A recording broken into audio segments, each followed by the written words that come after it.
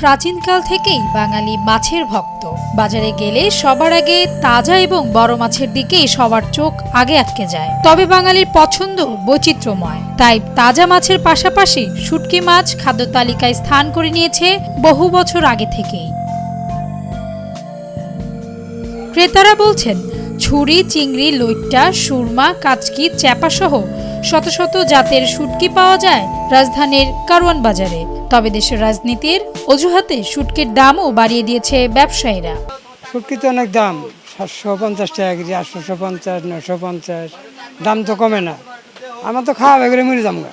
বাড়তি আগে থেকেই, কিন্তু এই কমে নাই। এই সরকার আসার পরে কি কমে নাই শুটকিতে।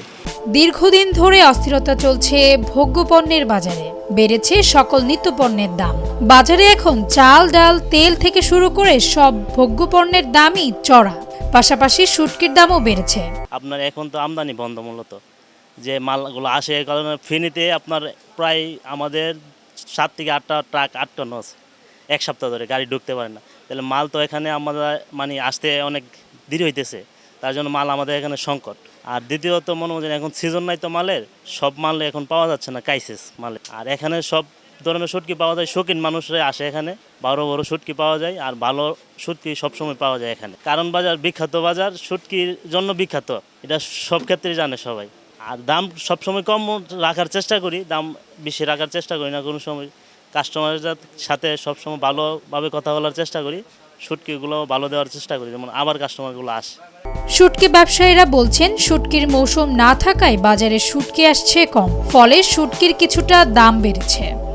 এখন আনসিজন তো, তার জন্য বেশি হইতে পারে আর কি। আবার যখন সিজন আসবে তখন আবার একটু কমে যাবে। এটা তো সিজনালি মৌসুমের শুটকি হয় আর কি। একবার সিজন হয়, আবার সিজন শেষ পরে সিজন যে সময় না থাকে ওই সময় মাছের দাম একটু বেশি থাকবে, এটাই স্বাভাবিক শুটকির দাম আর কি। দেশে শুটকির উৎপাদন অনেক কমে গেছে। শুটকি আমদানি করতে গিয়েও বাড়তি খরচ দিতে হচ্ছে।